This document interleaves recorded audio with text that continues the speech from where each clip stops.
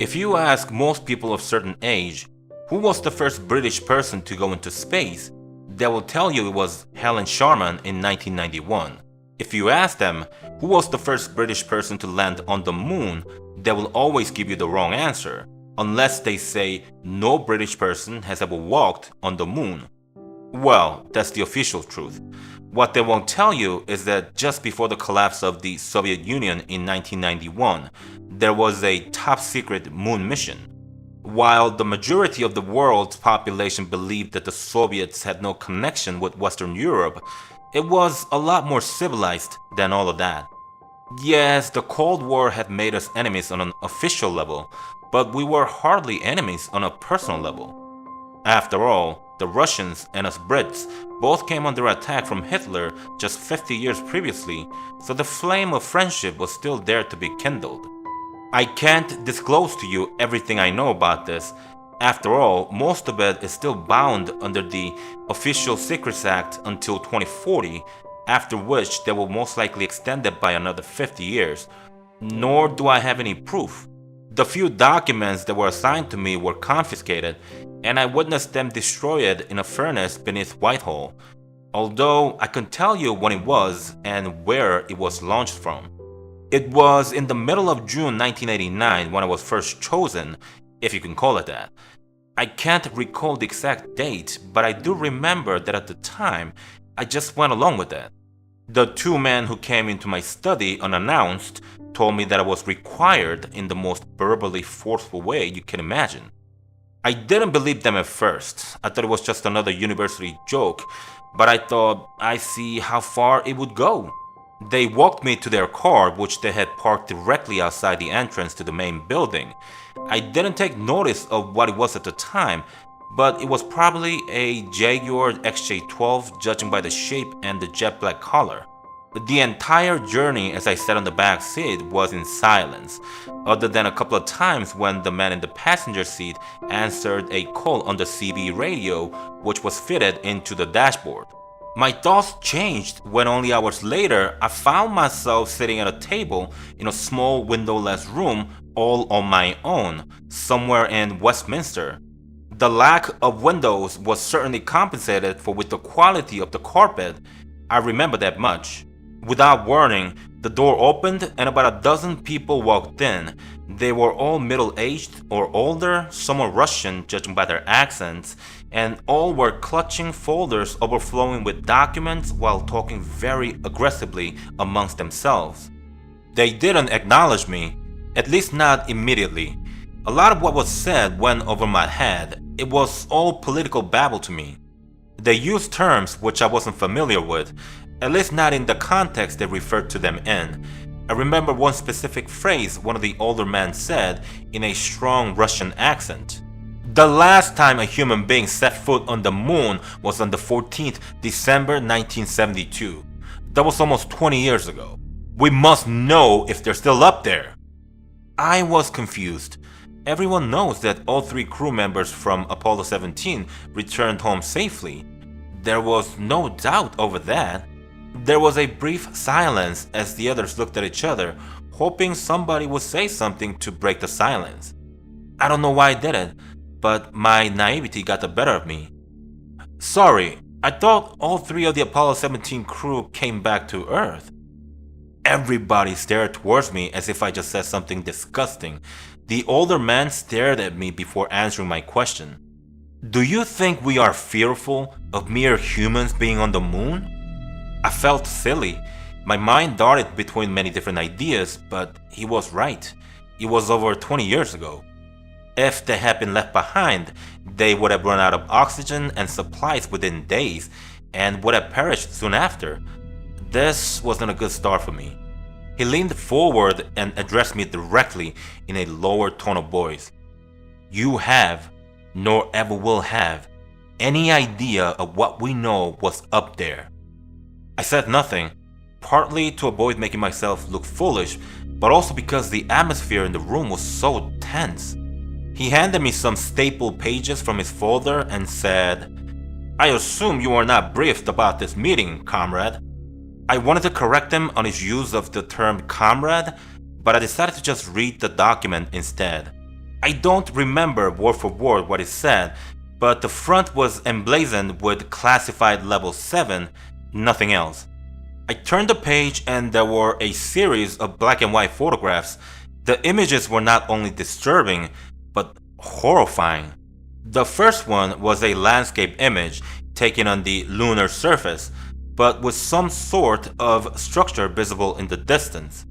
The second image was of a lunar lander, but it looked like it'd been sliced open from top to bottom, no jagged edges or debris laying about, just cut in half. All I remember was some Cyrillic characters on the side which remained.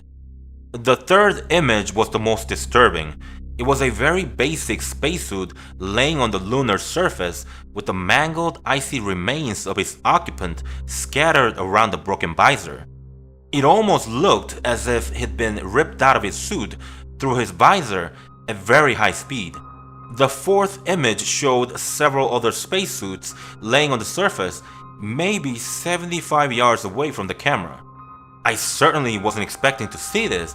I wanted to go outside and throw up, but I held it back, at least until the meeting was over. Russian lunar landing, October 1968. He said as I gazed at the horrific images. Those Americans thought they would get to the moon first. They thought the Russian technology was inferior. They were wrong. One of the British men sitting across the table stubbed out a cigarette and said, "For Christ's sake, Kravtsov, stop with all the commie propaganda and get to the point." The older man, who I now know as Kravtsov, didn't hesitate to slim down his story. Okay, so we landed on the moon in 1968, only about 6 kilometers from where Apollo 17 landed in 1972, but nowhere near any of the other American moon landings. We know they landed safely, but radio contact was lost about 5 hours after they landed. We assumed it was mechanical failure of the plutonium fuel cell. They couldn't take off or communicate. It was both a victory and a loss for Russia. This was a secret mission, so everybody involved just carried on as normal after. Death was nothing new to them, no matter how many times they saw it. I started to connect the dots in my head, but I remained fixated on what Kravtsov is saying. The Americans landed their manned lunar module in July 1969, and then 4 more, and then the last one in December 1972. And it was on the 22nd December 1972 that we were told. Kravtsov looked over to one of the other men who had all remained silent. He spoke with a Texan accent, but with a very deep and authoritative voice. Yes, as soon as we were sure, we notified the Kremlin immediately. He paused as he rifled through some of his notes. There had been a discovery by the crew on board Apollo 17 of an unknown lunar module. We assumed it was Russian, and a few minutes after receiving the images, they confirmed that the craft we had discovered was in fact Russian. "Tell him what your crew found, comrade," Kravtsov said to the American. Well, we weren't exactly sure at the time, but the debris laying around the module was in fact human remains. Not only that, but they were decapitated beyond all recognition. Well, soon after their gruesome discovery, the 3 crew members of Apollo 17 unanimously announced that they wanted to return to Earth immediately. We told them that was impossible. The service module, which was orbiting the moon, was in the wrong trajectory at the time, and so they had no choice but to stay inside the module until it was time to return. They told us that from the inside the module, they could see figures outside picking over the equipment they left outside. I mean, these guys were 20 feet away from whatever these things were, with only the lunar module to protect them. Those modules are designed to withstand the vacuum of space and the forces of the launch. They simply aren't designed to withstand physical attack. I was so shocked, I just asked him without thinking what I was about to say. So, if all this happened, why did the Apollo 17 crew look so normal when they were welcomed back in front of everyone? He almost smiled as he said it. Of course they looked happy, smiling and waving to everyone. The man that everybody saw that day had been nowhere near a spacecraft, let alone the moon. I was confused, but he continued before I had a chance to say anything. Those men were in no state to be in the public eye when they came back. So we thought we'd get some actors to take over all their PR and celebrity status until they got better. Unfortunately for them, they never did get better. I mean, physically they were fine, but mentally, forget it. Their minds were gone. Half the time they had to be sedated just to get them to sit down and eat. Wouldn't stop talking about seeing those figures everywhere. And when one of them finally told us about the figures, well, it wasn't pretty. He said they were like an opaque shadow, but with such a menacing stare. He said one of them looked right at him as it peered out of the lunar module. I think he meant to say he stared at it, because from what he said, they didn't have eyes.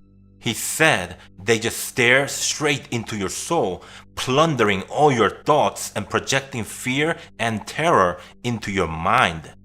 We still don't know a lot of what happened up there. All we have to go on are the pictures and not much else.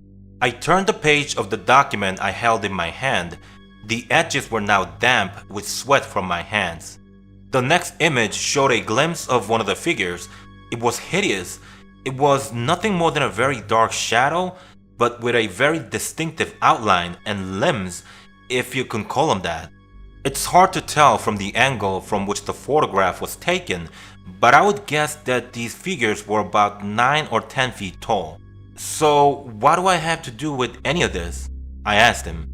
One of the other men quickly replied, as a professor of psychology, we need to be certain that if the crew of this next mission are affected in any way, that you will be able to cure them. I was shocked. I still didn't know what this had to do with me. I still failed to understand why you feel the need to involve me with this. A few other men started looking at each other before Krapsov just came out and said it. We have our reasons for selecting you. We have studied your case file extensively, and we are satisfied that you meet all of the necessary criteria for this task. I stood up in anger. That's ridiculous! You mean to say that just because I spent 18 months working in a mental asylum, suddenly I'm qualified to cure your crew after they see things that go beyond the human imagination 20 feet away from them, while they are 250,000 miles away from another living soul? You obviously have no idea how psychology works, do you? Why on earth would you want to send anyone back there?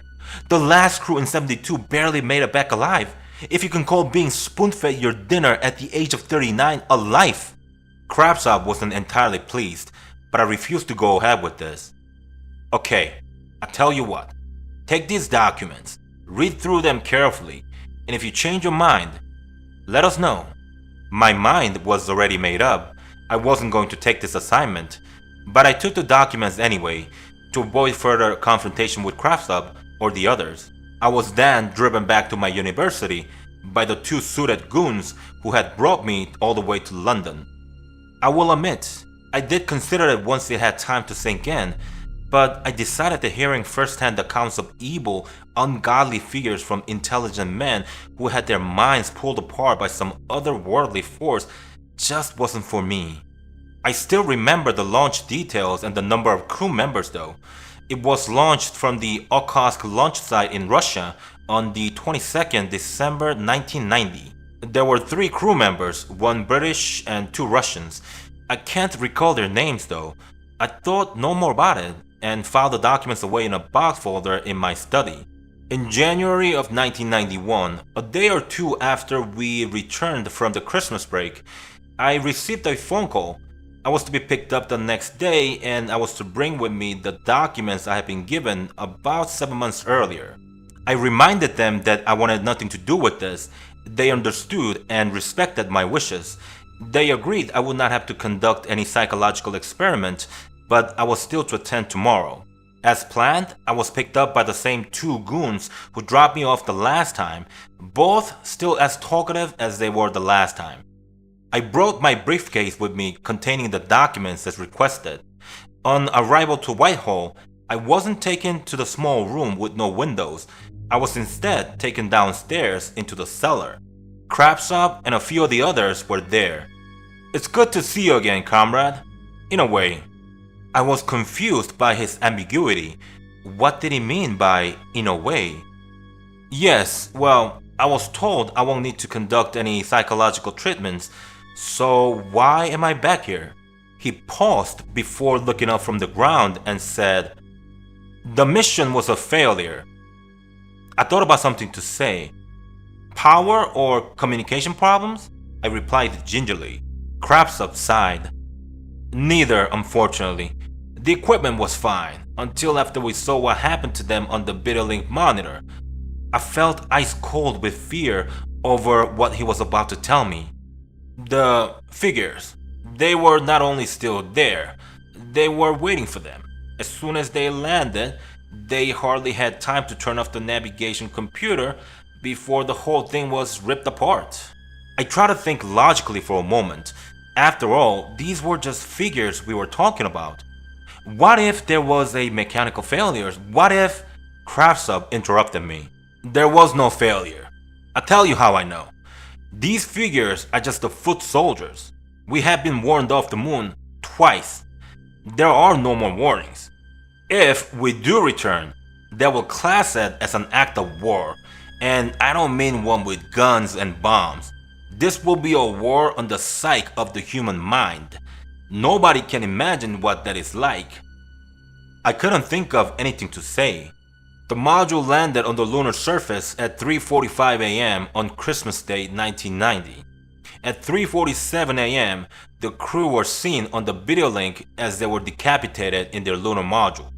At 3:48 a.m., all of the high-speed line printers at Mission Control in Okhotsk just printed the same text again and again, warning us to stay away from the moon, with great details of the consequences if we did not heed their warning. I was both angry and fearful.